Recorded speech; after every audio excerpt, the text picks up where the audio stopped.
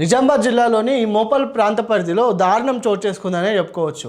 అయితే తన భర్తని విదేశాల నుంచి వచ్చిన తన భర్తని తన నరాల్లో బాత్రూమ్ క్లీనర్ అయిన హార్పిక్ని ఎక్కించి తన భర్తని హతమార్చిందని చెప్పుకోవచ్చు.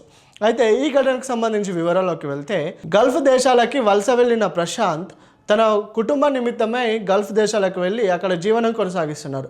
ఈ క్రమంలో అక్కడ నుండి తిరిగి నిజామాబాద్కి చేరుకోగా భార్యాభర్త మధ్య కొన్ని విభేదాలు వచ్చినట్లుగా చెప్తున్నారు. అయితే ఈ వివాదాలకు గల కారణం భర్త లేని సమయంలో తన భార్య వేరే వ్యక్తితో వివాహేతర సంబంధం పెట్టుకోవడం, తన భర్త వచ్చిన తర్వాత భార్య వైఖరిలో మార్పును గమనించిన భర్త భార్యని మందలించాడు. అయితే ఈ మందలించిన క్రమంలో భార్య తన విధానాన్ని మార్చుకోకపోవడం, వివాహేతర సంబంధం పెట్టుకున్న వ్యక్తితో మాట్లాడుతూ తన భర్తని ఏ విధంగా హతమార్చాలి, అతనికి అధిక మొత్తంలో తనకి మద్యం సేవించాలి అని ఒక సదరు వ్యక్తితో మాట్లాడుతున్న ఆడియో అయితే ఇప్పుడు వైరల్ అవుతుంది. ఒకసారి మీరు కూడా ఆడియోని వినండి. హలో అరే ఆ ఎట్లుడుతుంది ఆడే నొర్రెడ్ది ఆ ఆడే నొర్రెడ్ది కాదు రోలేమో తెలియదు.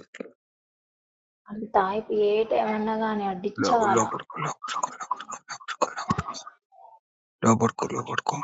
పోయిన చెప్పు.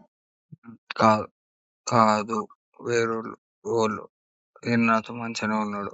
కాదురా ఉమ్, అరే ఉమ్, ఏం చేస్తావు నాకు తెలియదు. మొత్తం డిచ్చ తాయి పండారు ఇప్పుడు సరే మీదనే ఉమ్. కిందికి దిగొద్దాడు. అమ్మ నేను కూడా అనుకునేది దీన్ని. ఆడు కిందికి దిగద్దు, ఆడికే తాయిపోయి. నేనేం చేయలే, నాకు కూడా ఆపుతున్నాడు. నేను కూడా వాడుకోనేది దీన్ని తిండి లేకుండా. కాదు నువ్వు నేను చెప్తుంది ఆడు పడుకోవాలి. ఏం చేస్తావో నాకు తెలియదు. మీద అట్లే పడుకోవాలి, ఆడు నాకు తెలియదు. అమ్మ కొద్దిగా ఉండగానే ఇంకా వేరేది తెప్పి సరేనా. నీ వచ్చింది బాధకి నా సాగు వచ్చింది కానీ అబ్బా ప్లీజ్ రా, నాకు ఇంట్లో కత్తే సాగు చేస్తారా నీ కాళ్ళు మొక్కుతా. కాలు కూడా నేను కడుపు మార్చుకుని నేను ఈడ తాగుకుంటుంటే నేను అన్ని ఖరాబ్ సరే అయిపోయి. నేను చెప్తుండేంది, మొత్తం డిచ్చారా అన్ని వండాలి, మీరు కిందికి రావద్దు. Okay right. ఇంకా నువ్వు ఇంకా తెప్పి సగం ఉండగా తెప్పి ఆ, రైటా. ఉమ్, అడైతే కిందికి రావద్దు, నీదే బాధ్యత. Okay right. రైట్. చూసారుగా, తను అన్నిటికీ సిద్ధపడింది.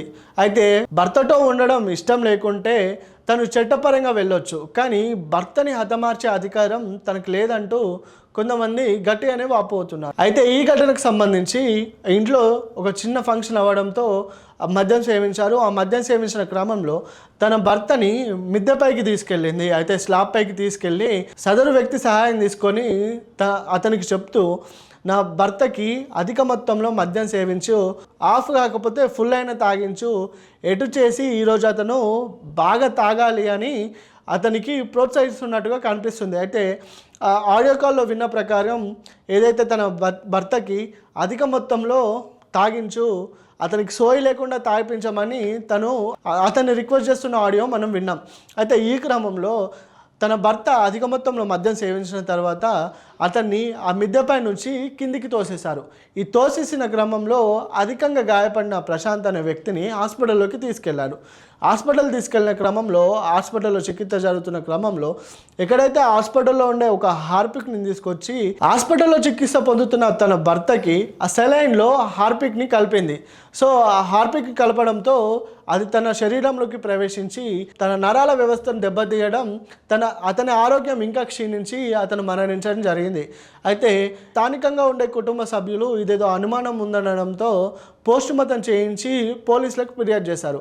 ఈ ఫిర్యాదు చేసిన క్రమంలో వివాహేతర సంబంధం వల్ల తన భర్తని చంపినట్లుగా పోలీసులు అయితే నిర్ధారించారు. చూడాలి ఎటుపోతుంది సమాజం. రోజు రోజుకి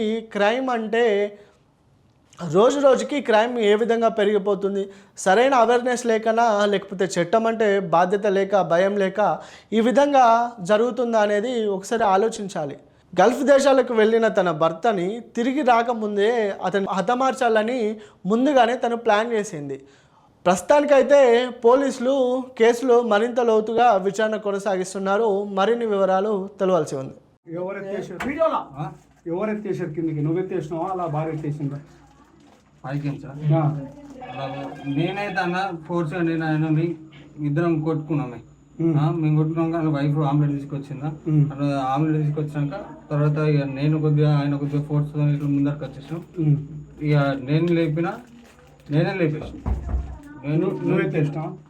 నాకు ఒకటి లేస్తాడా అలా వైఫే వేసి అలా వైఫ్ నువ్వు వాళ్ళ